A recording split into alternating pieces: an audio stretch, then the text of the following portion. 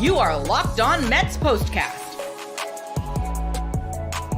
part of Locked On Sports New York on the Locked On Podcast Network, your team every day.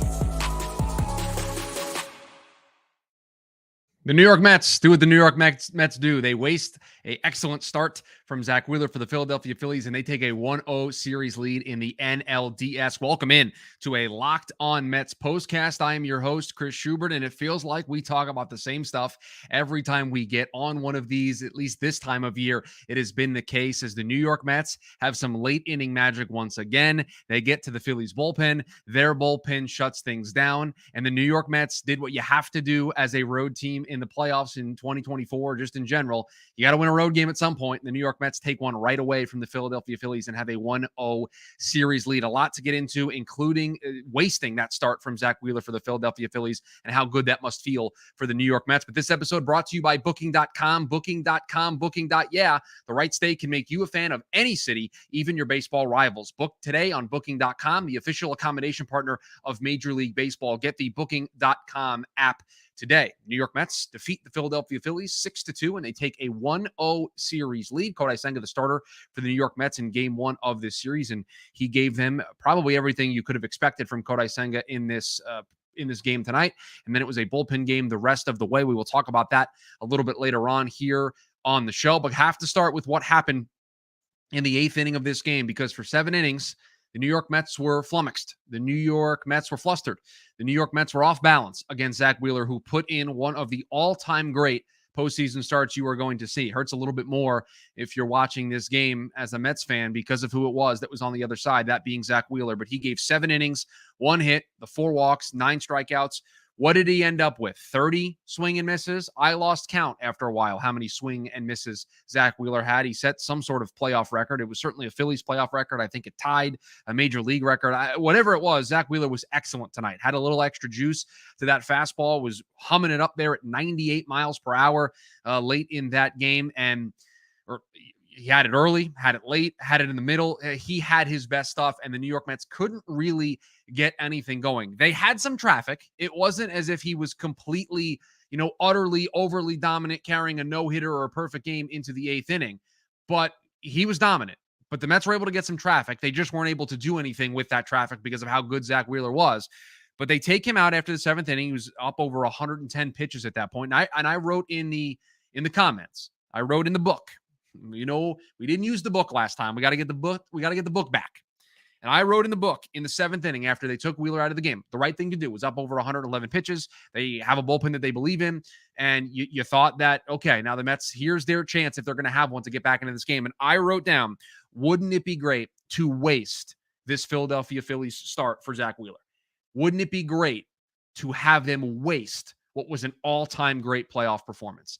And that is exactly what this New York Mets team did tonight.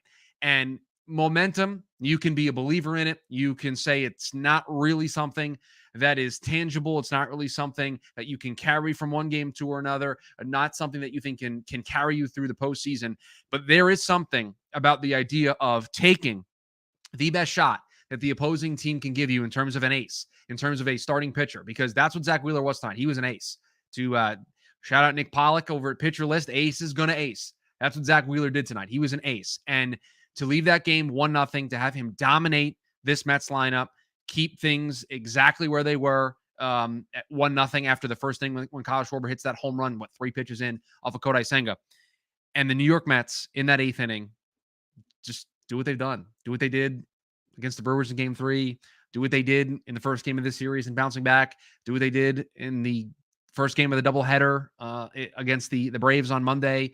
They just have a way in these late inning scenarios to just believe in themselves and to come through with the big hit in the big moment. This is another one of those games that's going to go down as a win for the New York Mets in which they didn't hit a home run. That's a rarity for this team. We talked about this after they won Game 1 against the Brewers, that they hadn't done that since like the beginning of September. It's not who they are.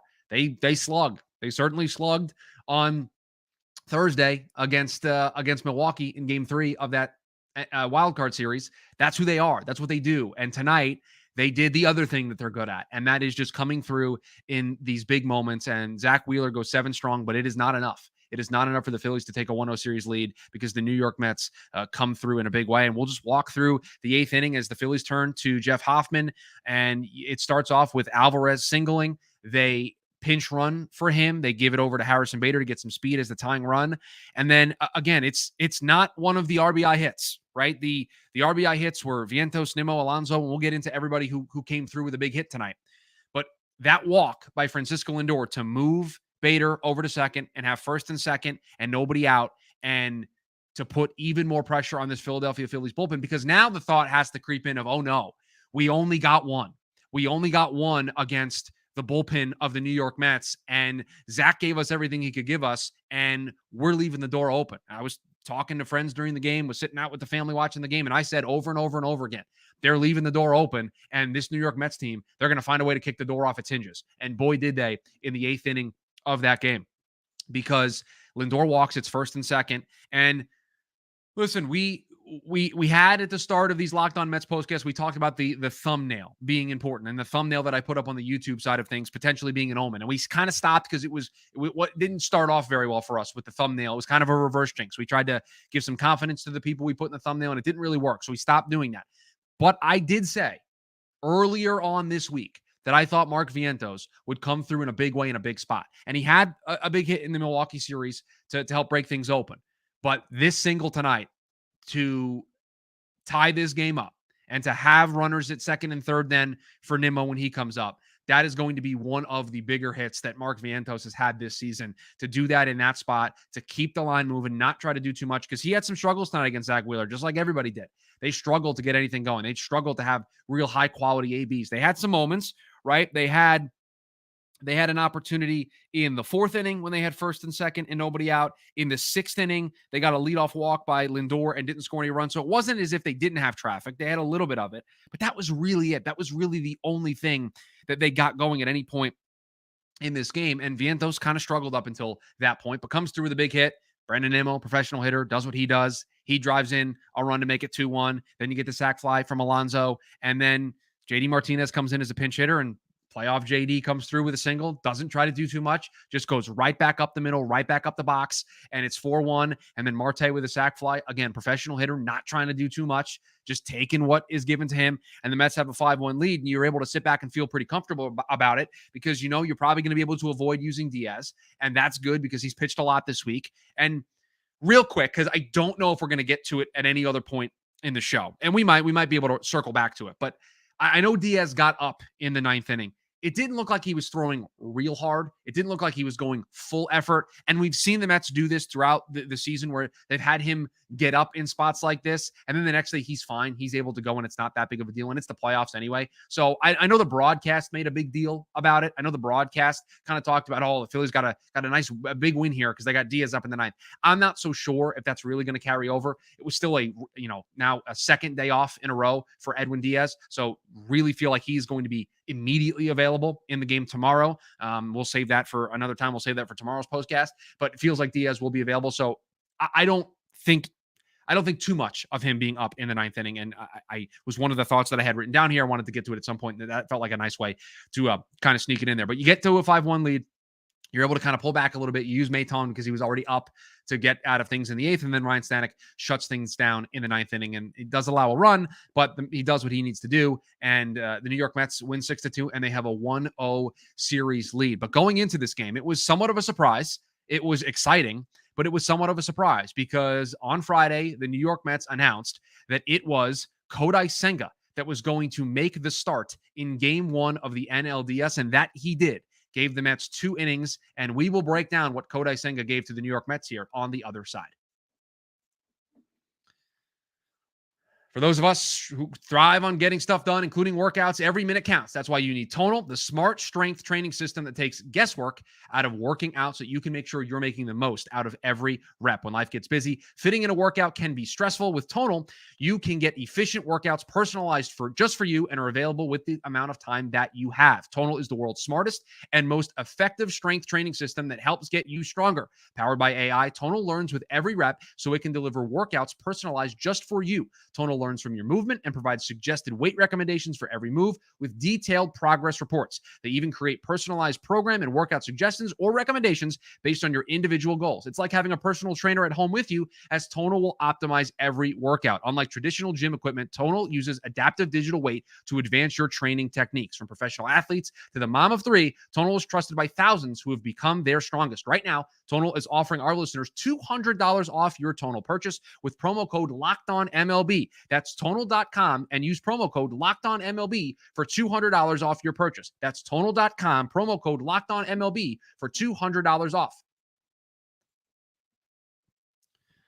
Kodai Senga got the start for the New York Mets here in Game 1 as we are live on the Locked On Mets postcast. We appreciate you joining us here on the program on the Locked On Sports New York YouTube channel. And if you are new here, if you're one of the new members who have joined us maybe during this fantastic week that the New York Mets have been having, make sure you hit that subscribe button. Make sure you turn on that notification bell so that you are notified when we go live here on the YouTube side of things, so you can join us live after every single one of these Mets games. And I've also got you covered on the Jets side of things tomorrow. We're pulling a little double duty. We got a London game early in the morning. We'll have a Locked On Jets postcast for that. And don't worry, I'll be back after Game 2 of the NLDS with a Locked On Mets postcast as well. And so the best way to stay informed, the best way to be up to speed on when we go live, hit that subscribe button, turn on that notification bell. And if you're a Giants fan, Jay Berman's got you covered on the other side of things on the Giants for tomorrow. Kodai Senga getting the ball tonight, and you knew it was going to be limited. You knew it was going to be in somewhat of an opener scenario. And not to get too big picture, because that's not what we do here. We react live to what was in front of us just on a given day here on the postcast. But you thought the idea here was really simple. Kodai Senga, healthy, ready to go. An opportunity to kind of scale him up through 25 pitches last week in Florida. Okay, we can move him up to a little bit, probably anywhere between 30 and 40. And then the idea being is he pitches here in Game 1. We're going to be able to go back to him in a potential Game 5 if needed. And he'll be able to give us a little bit more, probably closer to 60, maybe 70 pitches and go deeper. Or if the Mets are able to get things done earlier, now I've got my Game 1 starter in the NLCS being my ace. And he is now built up a little bit and has some momentum and has some workload that he's able to draw on. So that was clearly the idea. And it's unfortunate that it was 3 pitches in or 2 pitches in, whatever it was, in the first inning. I think it was on the third pitch. Yeah, third pitch. Schwarber takes him deep, a 97-mile-an-hour fastball or 95-mile-an-hour fastball. And he takes him deep, and it's 1-0. And I unfortunately thought that the tone and tenor of this postcast was going to be Kodai Senga looking dejected after the home run, and the thumbnail was going to be one bad pitch, because for a large stretch of this game, it felt like the conversation we were going to have is the Mets had one bad pitch, and that led them being down 1-0. Because other than that, Kodai Senga delivered. Again, he was limited in what he was going to be able to do, and he hadn't pitched since like July, and he had a setback when coming back from the calf strain. So you knew there was some rust that he needed to shake off. But for somebody that was shaking off rust in Game 1 of a playoff series in a road environment, and he's making his first ever postseason appearance, I don't think you can ask for anything more from Kodai Senga. He delivered 2 innings for you. You saw what you wanted to see. You saw the life on the fastball. You saw the ghost fork. You saw everything that gets you excited about Kodai Senga potentially coming back in a Game 5, or if the Mets season continues beyond that, him being available for some heavier workload in the NLCS. And then it was David Peterson. And I thought that was the interesting decision. Obviously, Peterson and McGill both available for this team, because you got Sevy going tomorrow. Then it would be Minaya in a Game 3. You would expect Jose Quintana, since he started in that Brewer series, to also be available. So you have Peterson and McGill now as kind of long men, swing men that you can kind of use in these types of roles. And David Peterson comes in, and probably because of the lefties in the Phillies lineup and where they were at that point of the game. And David Peterson gives you 3 quality innings of relief. And that's really all you can ask for David Peterson. I don't think you could have asked him to give you a normal 5-6 inning outing. He was coming in after just pitching 2 nights ago in relief as the closer, and he gives you 3 scoreless innings, again keeping the game right at 1-0. And then again, what has been the mantra for this team all year long from a hitting perspective: pass the baton. You don't have to do too much. Give it to the next guy. Let him do his job. Well, the Mets pitching staff did that tonight. It was Kodai Senga doing his job, giving 2 innings. Boom, we're going to pass the ball to David Peterson. David Peterson gives you 3 innings. Boom, we're going to pass the baton to Reed Garrett. Reed Garrett gives you 2 scoreless. Boom, we're going to pass it to Phil Maton. Boom, Phil Maton, scoreless inning, going to pass it to Ryan Stanek. I mean, that is what the New York Mets did tonight. And if I would have told you before the series that the New York Mets in Game 1 would basically have a de facto bullpen game against Zach Wheeler in Philly, you would have not expected the New York Mets to win 6-2 and have a 1-0 series lead. But that's what this team did tonight. And it shouldn't be surprising, because this team just finds a way. They always seem to find a way to come through in these moments. And I found myself just incredibly calm throughout the entirety of this game because at 1-0, you just felt like the score was never going to end there. Even though Zach Wheeler was dealing, even though everything was just not clicking for the Mets offensively, they were keeping the Phillies off the board. Other than the Schwarber home run, these two offenses were dreadful through the first 7 innings of the game. They both were bad. There were 3 hits, I think, combined late in the 7th inning. Schwarber had 2 of them, one of them being the home run. So you had a just offensive performance from both sides that was just poor. And again, the Phillies left the door open. And then the New York Mets did what they did. They kicked the door in, as they always do in these scenarios, at least this year. And it's those names that we keep pointing back to: Mark Vientos, Brendan Nimmo, Pete Alonso with a sac fly, JD Martinez, Starling Marte. Just everybody came through in a big moment. But you have to tip your cap for the New York Mets, knowing going in that this was going to be a bullpen game, knowing going in that they're on the road in a tough environment facing Zach Wheeler. And Kodai Senga is only going to give you probably 2, maybe 3 if he has a quick one. But he gives you 2 innings, and then you pass it to the bullpen, and the bullpen just locks in. They keep things exactly where they are, and that gave the Mets the opportunity, gave them the ability to stay in this game, keep it at 1-0, still have that belief that they'd be able to come through.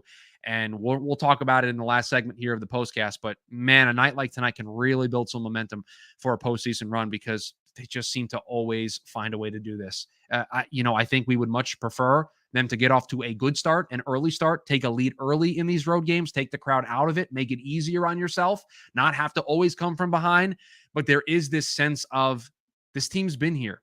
This team isn't fluky. This team isn't just getting lucky. This team all year has been this good in these environments. 28-16 in 1-run games. And in the 7th inning, in the 8th inning, it was a 1-run game. And they found a way to push those runs across. It's what they've done all year. They have I think they have like the 3rd most come from behind wins in Major League Baseball. And there's just an extra little bit of oomph behind it to have that type of performance from Zach Wheeler get completely wasted. And yeah, I know that the Phillies were able to add a run late, make it 6-2. Maybe that gives them a little bit of confidence. But they had their ace go on the mound, and they had their ace do ace-like stuff, put together a playoff performance like we have rarely seen in the postseason in the modern era of baseball. You don't see guys put in those types of performances. It's 5 or 6 innings, and then we get to our pens, and it's the Spider-Man meme of 2 bullpens looking at each other. That's what playoff baseball has become in the modern era. So to get an ace-like performance like that, Phillies fans had to feel great.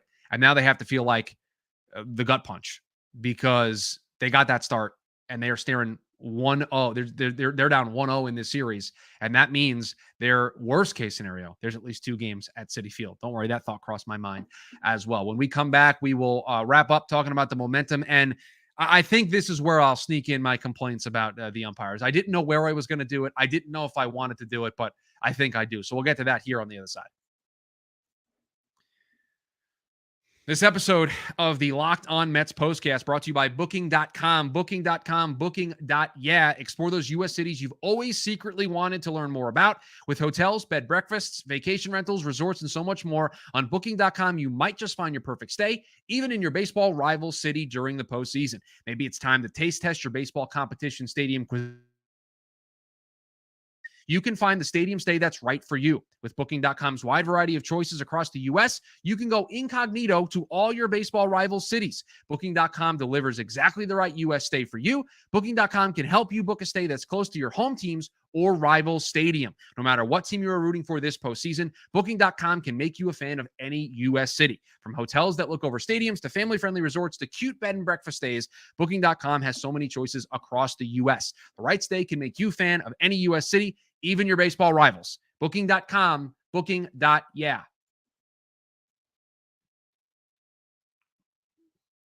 The umps in this game, the strike zone in this game.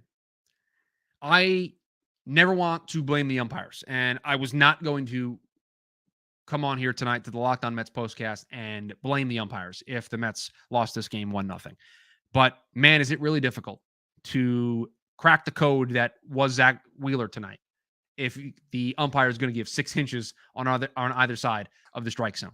And it felt like Wheeler was getting all of those calls. I wrote down a couple, and in the 4th inning in particular, that just were brutal. And again, we don't blame umpires. I would have been critical of the umpires. Now I feel like we can definitely criticize the umpires now because the Mets won the game, and it's not coming from a place of sour grapes. But in the 4th inning, The 1-0 pitch to Nimmo, I don't know how that was a strike. And I think the more egregious one is the 2-0 pitch to Jose Iglesias. That's just at least 6 inches inside and up, and he called it a strike. And so instead of it being 3-0, it's 2-1, and it completely changes the at-bat. It completely changes the way Iglesias has to approach it, and it directly leads to that outcome being what it is. And I don't understand what that strike zone was. We also should probably talk about whatever happened on the play where the Mets clearly got Trey Turner at first base on a pickoff move by Peterson. And the Fox broadcast had the perfect screenshot of Alonso, not with the laces, but with the part of his glove, making the tag and Trey Turner's mitt being off the base. And yet somehow we are unable to figure out that was an out. And so it's brutal. These are nationally televised games at this point, at this part of the year. We can't have this stuff. We can't have a strike zone that's that inconsistent. That's that all over the place. I can't wait to see the ump scorecard from this game, because I don't think it's going to be pretty when we ultimately get it. And then for replay to just make that bad of a mistake. I mean, clear and obvious. I mean, that was clear and obvious. Speaking of clear and obvious, we had I didn't realize that we had a catch rule in baseball with Bryson Stott in the 9th inning of that game, not being able to hold on to the ball. Did make a football move after he caught the ball and tagged Harrison Bader in the 9th inning. That led to another run to push it out to 6-1. But the umps were not very good tonight. The strike zone was not very good tonight, and I am happy that we are not discussing it in the context of after a Mets loss, that it feels like it's sour grapes. The Mets won. It didn't, it was bad. It wasn't great. It didn't cost the Mets, but it is something that needs to be addressed, because I think that strike zone was really bad tonight. Again, that play at first base, I don't know what the replay center saw that made them feel that they should just, stand with the call on the field. These things just don't make sense to me. And again, nationally televised games, you have obviously Mets fans and Philly fans watching this game, but you have a lot of other baseball fans watching this game of other teams that are airdropping in. You have probably casual fans. I mean, the ratings for the wild card series for Mets Brewers was up 25% from last year. I mean, you have the audiences for these playoff games growing. If you want people to join the baseball community, if you want people to join this fandom and enjoy the game, you can't have displays like that. Like there was tonight from both the replay center and from the umps. Okay, rant over. I'll be done talking about the umpires. But man, this win felt really, really good for the New York Mets.